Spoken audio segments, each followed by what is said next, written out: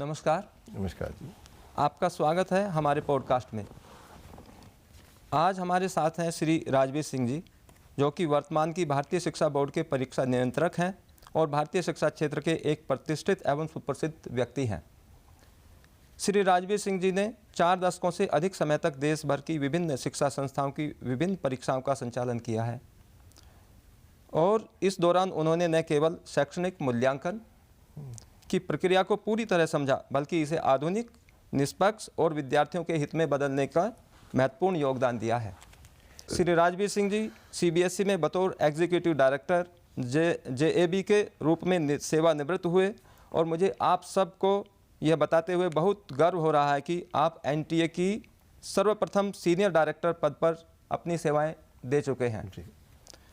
आपका अनुभव सिर्फ प्रशासन तक ही सीमित नहीं है, आप नीति निर्माण, मूल्यांकन सुधार और भारतीय शिक्षा प्रणाली में भी गहन भूमिका निभा चुके हैं। आज के पॉडकास्ट में हम जानने की कोशिश करेंगे कि कैसे भारतीय शिक्षा ने अपनी परीक्षा प्रणाली में गुरु शिष्य परंपरा और भारतीय ज्ञान को शामिल किया और कैसे बोर्ड अपनी परीक्षा प्रणाली द्वारा विद्यार्थियों के समग्र विकास और आत्मविश्वास को बढ़ाने में योगदान दे रहा है। अब मेरा आपसे प्रश्न है बच्चों के और समाज के हितार्थ, तो आप उसका आज्ञा दें तो करिए। मेरा पहला प्रश्न है कि आपको देश भर में बोर्ड परीक्षाओं के संचालन का 4 दशक से अधिक का अनुभव है जी। इस अनुभव से आप भारतीय परीक्षा प्रणाली के विकास और उसकी वर्तमान दिशा को कैसे देखते हैं? नमस्कार। मेरे 4 दशक से अधिक के अनुभव में मैंने भारतीय शिक्षा प्रणाली को बहुत करीब से बदलते हुए देखा है। यह एक ऐसी यात्रा है जो याद करने से समझने तक है और अंकों में ज्ञान आत्मक तक पहुंचती है। कभी परीक्षा का उद्देश्य केवल यह जानना था कि विद्यार्थी ने कितना याद किया, पर अब परीक्षा का स्वरूप बदल चुका है जी। अब इस बात की पहचान है कि विद्यार्थी ने क्या सीखा जी। कैसे सोचा और उस ज्ञान को जीवन में कैसे उतारा जी। एनईपी 2020 और एनसीपी 2023 ने इस बदलाव को दिशा और दर्शन दिए हैं जी। और देखिए, बहुत गर्व की बात है कि भारतीय शिक्षा बोर्ड ने इन नीतियों की आत्मा को न केवल समझा, बल्कि उन्हें भारतीय दृष्टिकोण और सांस्कृतिक संवेदना के साथ आत्मसात किया है। आपको जानकर खुशी होगी जी। कि भारतीय शिक्षा बोर्ड की परीक्षा प्रणाली में अब भय या दबाव कुछ नहीं है, बल्कि आत्मविश्वास, आत्मचिंतन और आत्म विकास का माध्यम है। यह विद्यार्थियों में केवल शैक्षणिक क्षमता नहीं, बल्कि जीवन मूल्य, भारतीयता और वैश्विक दृष्टि विकसित करने के माध्यम बन रही है। बहुत धन्यवाद सर। दूसरा प्रश्न है, थैंक यू। आत्मविश्वास पर आप बहुत काम कर रहे हैं तो अच्छी बात है जी। और बच्चों के चहुमुखी विकास में ये निश्चित रूप से सहभागी होगा, इसमें उससे सहायता मिलेगी। तो दूसरा प्रश्न उसी क्रम में जी। भारतीय शिक्षा बोर्ड की मूल्यांकन प्रणाली की विशेषताएं क्या हैं एवं यह बच्चे के मानस को किस प्रकार निखारती है? जी। भारतीय शिक्षा बोर्ड की मूल्यांकन प्रणाली में पारंपरिक रटने आधारित परीक्षाओं से हटकर सतत, व्यापक और समग्र मूल्यांकन पर जोर दिया जाता है, जिसमें छात्र की प्रगति का निरंतर आंकलन होता है। इसमें प्रोफेशनली परियोजनाएं और असाइनमेंट शामिल हैं। इसका उद्देश्य छात्रों के समग्र विकास के साथ साथ उनको रटने की बजाय समस्या समाधान और व्यवहारिक कौशल को विकसित करता है। मूल्यांकन प्रणाली की प्रमुख विशेषताएं इस प्रकार हैं। सतत और समग्र मूल्यांकन होना जी। यह पूरे शैक्षणिक वर्ष में छात्रों के प्रदर्शन का निरंतर मूल्यांकन करता है, बजाय इसके कि केवल अंतिम परीक्षा पर निर्भर रहे जी। दूसरा, समग्र विकास पर ध्यान देना। यह केवल एकेडमिक ज्ञान ही नहीं, बल्कि छात्रों की रचनात्मक चिंतन और तकनीकी कौशल को भी महत्व देता है। विविध मूल्यांकन विधियां होना, प्रश्नोत्तरी, प्रैक्टिकल प्रस्तुतियां, असाइनमेंट, मौखिक परीक्षाएं और व्यवहारिक कार्य जैसी विभिन्न तकनीकों का प्रयोग किया जाता है। छात्र केंद्रित दृष्टिकोण होना, यह मानता है कि हर छात्र अद्वितीय है और उसकी सीखने की गति अलग होती है। जी इसलिए मूल्यांकन विधियां विभिन्न सीखने की शैलियों को समायोजित करती है। प्रमाणन से सीखने के सुधार पर केंद्रित होना। जी मूल्यांकन का प्रमुख उद्देश्य छात्रों को केवल प्रमाण पत्र देना नहीं, जी बल्कि सीखने की प्रक्रिया को सुधारना है, जिससे छात्रों को उनकी कमजोरियों का पता चले, उन पर काम किया जा सके। जी जी जी मेरा अगला प्रश्न है, जी आपका अनुभव रहा है कि वर्षों से मूल्यांकन को केवल परीक्षा के अंक और ग्रेड तक सीमित माना जाता रहा है, जी लेकिन आज मूल्यांकन का स्वरूप बदल गया है। अब यह लर्निंग की प्रक्रिया का हिस्सा बन गया है। जी आप हमें बताइए कि आज के संदर्भ में मूल्यांकन को आप कैसे परिभाषित करते हैं और भारतीय शिक्षा बोर्ड ने इस सोच को कैसे व्यवहार में उतारा है। आप हमें बताइए कि यह व्यवस्था डिफरेंट स्टेजेस पर बच्चों के समग्र विकास को कैसे सुनिश्चित करती है। मेरे अनुभव में मूल्यांकन का अर्थ केवल अंक देना या परिणाम घोषित करना नहीं है। जी यह बच्चे की सीखने की यात्रा का दर्पण है। जी पहले जहां मूल्यांकन का मकसद यह देखता होता था कि बच्चे ने कितना याद किया, आज उसका उद्देश्य है यह जानना कि विद्यार्थियों ने में क्या पढ़ाया जाता है, ज्ञान बालक के मानस एवं निजी जीवन में कैसे उपयोग में माध्यम में होगा। भारतीय शिक्षा बोर्ड ने इस सोच को साकार रूप देने के लिए होलिस्टिक प्रोग्रेस कार्ड HPC की शुरुआत की है। यह केवल रिपोर्ट कार्ड नहीं, बल्कि हर बच्चे के सीखने, सोचने और बढ़ने का सफ़र है। इस कार्ड में 4 सत्रों पर मूल्यांकन किया जाता है। स्वयं मूल्यांकन, सेल्फ असेसमेंट, बच्चा स्वयं मूल्यांकन सीख का मूल्यांकन करता है। सहपाठी मूल्यांकन, पीयर असेसमेंट, बच्चे अपने साथियों के काम को देखकर सीखते हैं और सुझाव देते हैं। शिक्षक मूल्यांकन, टीचर असेसमेंट, शिक्षक बच्चे की प्रगति को निरंतर अवलोकन के आधार पर दर्ज करते हैं। एंड लास्ट है अभिभावक मूल्यांकन, पेरेंट्स का असेसमेंट। अभिभावक भी बच्चे की रुचियों, व्यवहार और सीखने के प्रयास को साझा करते हैं। बहुत अच्छा सर, ये जो है कि बच्चों के साथ साथ पेरेंट्स को, क्योंकि उनका सहयोग बहुत ज़रूरी है, उनको भी है। जी जी जी बहुत बहुत धन्यवाद सर। अभी है जी यह प्रक्रिया होलिस्टिक प्रोग्रेस कार्ड के माध्यम से फाउंडेशनल से लेकर सेकेंडरी स्टेज तक लागू की जा रही है, जी ताकि बच्चा केवल एकेडमिक रूप से ही नहीं, बल्कि भावनात्मक, सामाजिक और सांस्कृतिक दृष्टि से भी विकसित हो। हम मानते हैं कि हर बच्चा अनोखा है, जी उनकी सीखने की गति और शैली अलग है। होलिस्टिक प्रोग्रेस कार्ड उसी विशिष्टता को पहचानने और प्रोत्साहित करने का माध्यम है। इससे बच्चे में आत्मविश्वास बढ़ता है, माता पिता और शिक्षकों के बीच संवाद बेहतर होता है और विद्यालय का वातावरण भी सौहार्दपूर्ण बनता है। मुझे गर्व है कि भारतीय शिक्षा बोर्ड ने इस नवाचार को व्यवहार में उतारकर NEP, NCP, holistic progress card एवं भारत सरकार की विभिन्न शिक्षण एवं मूल्यांकन नीतियों को भारत के मूल ज्ञान एवं परंपराओं के साथ मिश्रित कर उसकी भावना को सच्चे अर्थों में जीवित किया है। अब मूल्यांकन केवल परीक्षा ही नहीं, बल्कि फन, लर्निंग और सेल्फ डेवलपमेंट का मंच बन गया है। सर, अगला प्रश्न इसी श्रृंखला में, राष्ट्रीय शिक्षा नीति 2020 को भारतीय शिक्षा बोर्ड ने अपने परीक्षा तंत्र में किस प्रकार प्रभावी रूप से लागू किया है। जी, माननीय कार्यवाहक अध्यक्ष डॉक्टर NP सिंह जी ने दिशा निर्देशों में भारतीय शिक्षा बोर्ड ने इस नीति को पूरी तरह अपनाया है और इसे अपने व्यवहार में उतारा है। बोर्ड ने परीक्षा प्रणाली को इस तरह बदला है कि विद्यार्थी केवल रटने तक सीमित न रहें, बल्कि सब्जेक्ट की गहराई से समझें और जीवन से जोड़ें।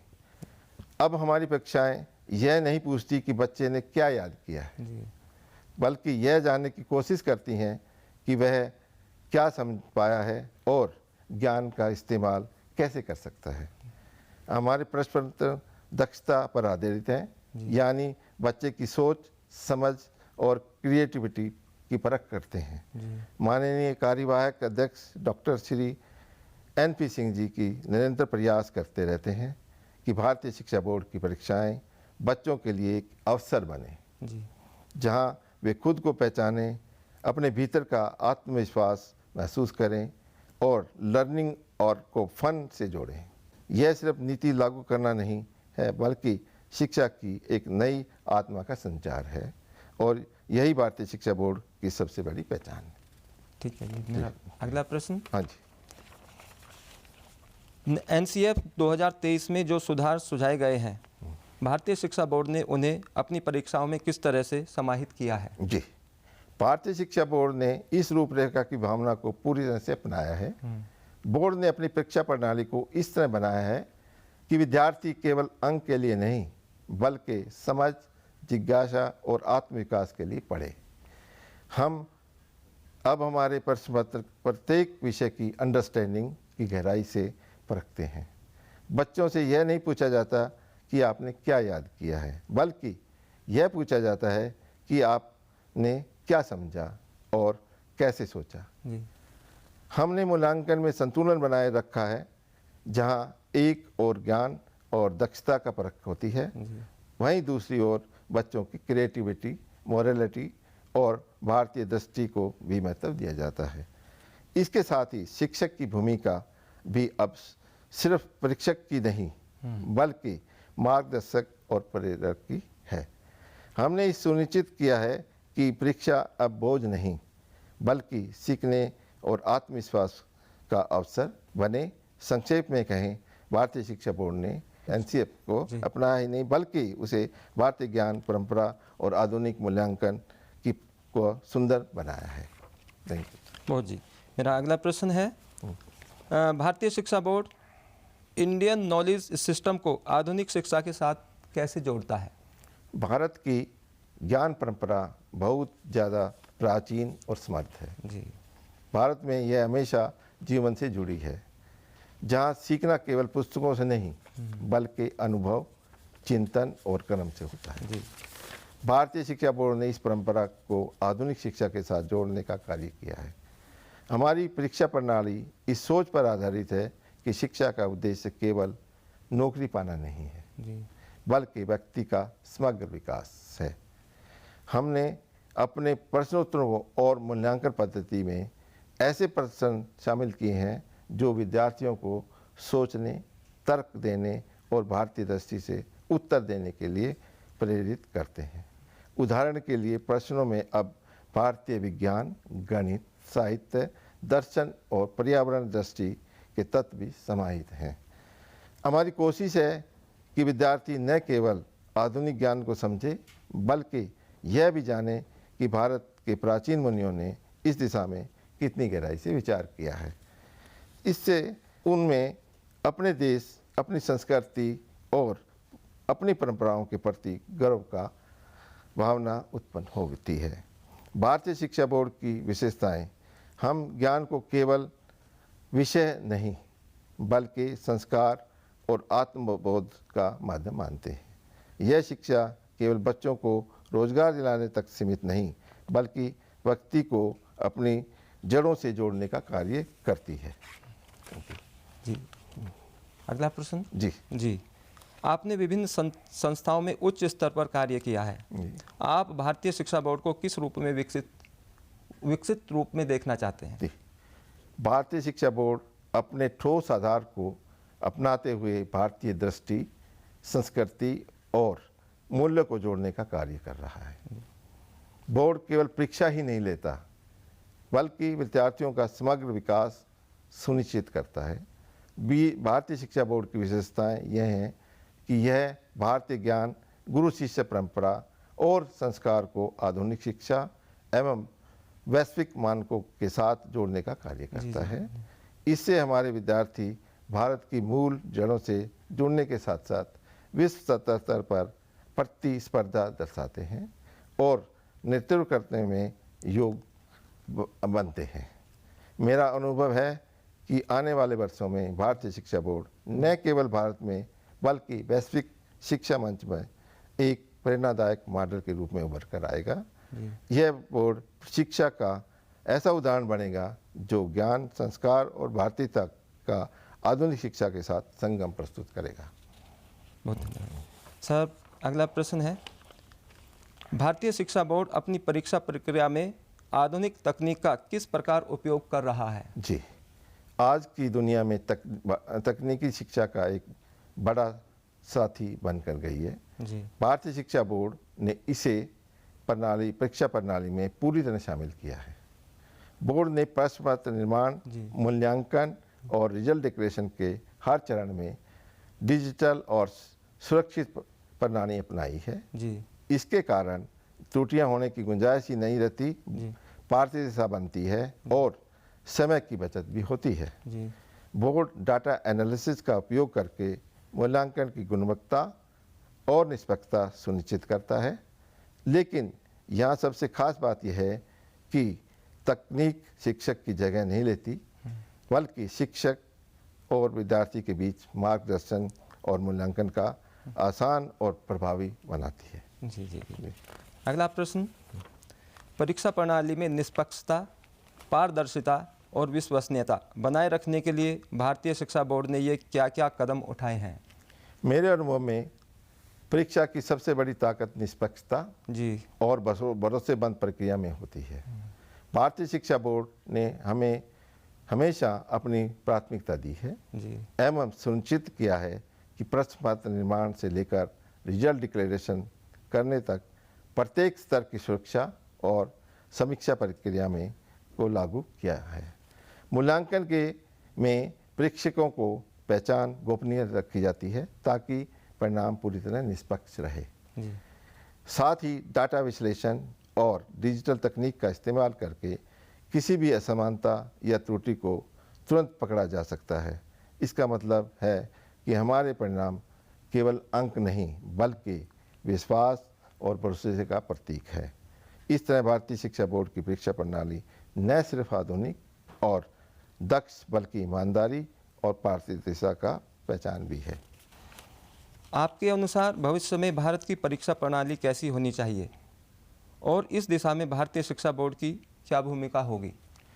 भविष्य की परीक्षा प्रणाली ऐसी होनी चाहिए जहां बच्चे परीक्षा से डरे नहीं जी बल्कि अपनी क्षमता और रचनात्मक को निखारें एवं परीक्षा का उद्देश्य केवल अंक प्राप्त करना नहीं जी बल्कि सीखने, सोचने और खुद को सुधारने का अवसर होना चाहिए। भारतीय शिक्षा बोर्ड इसी दिशा में प्रयास कर रहा है एवं हमें पूरा विश्वास है कि हम बोर्ड की परीक्षा को विद्यार्थियों के लिए एक उत्सव बनाने के उद्देश्य को हासिल करेंगे, जहां ज्ञान के साथ साथ आत्मविश्वास और मूल्यों को भी सीखेंगे। हम चाहते हैं कि परीक्षा न सिर्फ शिक्षा का माध्यम बने बल्कि चरित्र निर्माण और भारतीय संस्कृति का भी समावक बने। शिक्षकों से मेरा संदेश है कि बच्चों को मार्गदर्शन और प्रेरणा दें, ना कि दबाव। विद्यार्थियों से मेरा संदेश है, सीखने को अपने जीवन का उत्सव बनाएं।